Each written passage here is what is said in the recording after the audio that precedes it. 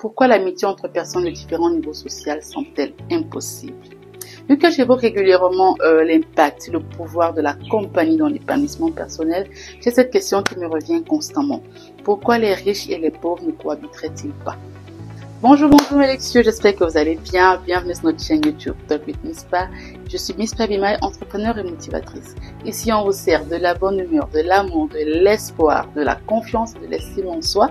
Plein d'astuces pour une vie épanouissante. Donc, installez-vous, faites comme chez vous avec votre meilleur ami.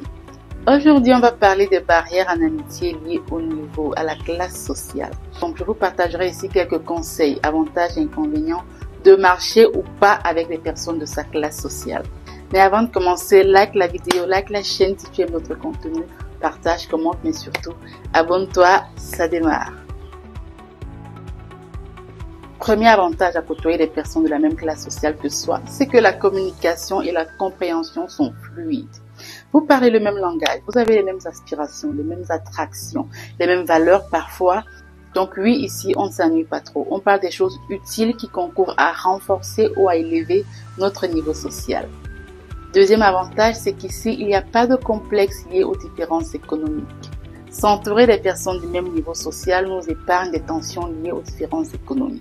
Ici, il n'y a pas de complexe de supériorité ou d'infériorité. Ces complexes sont pour la plupart du temps des causes de jalousie, de commérage, de clans et de beaucoup d'autres coups bas.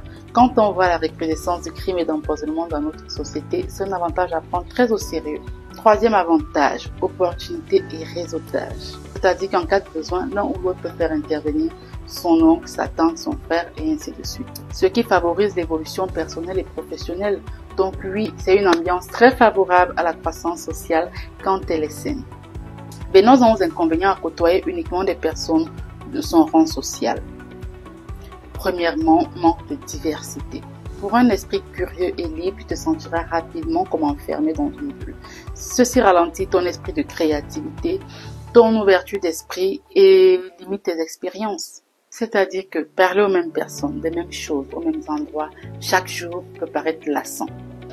Deuxième inconvénient, frein à la croissance. Parce qu'on est riche de ce qu'on connaît, on est riche de nos expériences. C'est pour ça que les voyages, les diversités socio-culturelles, les chocs ethniques même sont très importantes pour notre élévation. Pour quelqu'un qui est né, grandi, vieilli, s'est marié avec des personnes du même environnement que soi, a fait des enfants dans cet environnement-là, crée des activités ou travaille dans cet environnement, dans ce quartier, n'a que des amis de ce quartier, il ne fréquente que des loisirs, des églises de ce quartier-là, quelle que soit son intelligence sera limitée.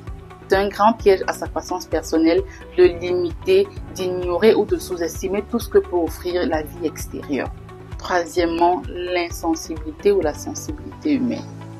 Grandir et vieillir dans le luxe, par exemple, vous empêche de comprendre réellement les besoins des autres. Et c'est le grand problème qu'on a avec nos dirigeants africains.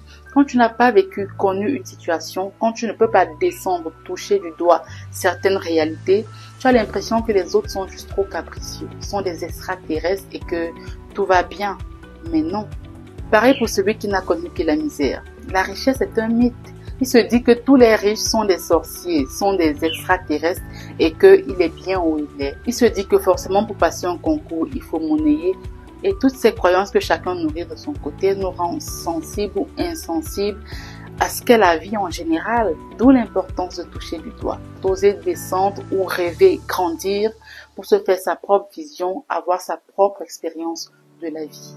Mais pour des personnes qui, par réseautage ou par mérite, ont pu quitter de la classe basse pour se hisser haut, ça peut souvent paraître lourd d'être l'intermédiaire entre les deux mondes, vu qu'on est sollicité des deux côtés, on a tendance à se perdre, à s'oublier. Et c'est là que c'est très important de savoir d'où tu viens, d'avoir une éducation qui te permet de maîtriser et de garder tes valeurs afin de ne pas se sentir impressionné au point de se déconnecter de là où on vient.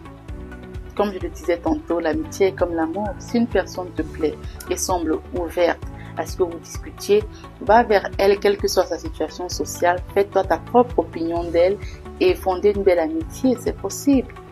Donc, pour celui qui veut s'élever spirituellement d'abord et socialement ensuite, tout en gardant ses principes et ses valeurs, il y a de la place pour tout le monde dans les deux mondes.